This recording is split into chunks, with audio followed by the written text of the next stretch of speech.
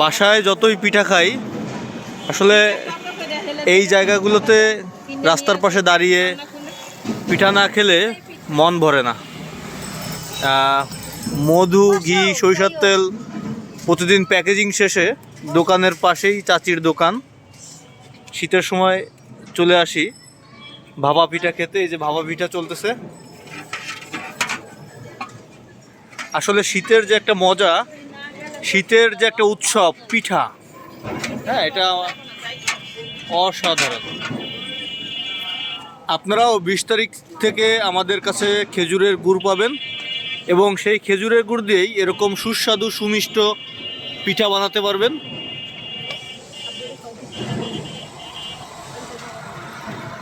কাকা ওটা একটু নিয়ে আসেন তো দেখি। হ্যাঁ, এ হচ্ছে স্বাদের পিঠা। তো যারা দেখছেন আশা করি লোভ লাগবে, যারা দেখছেন লোভ লাগবে। ওকে।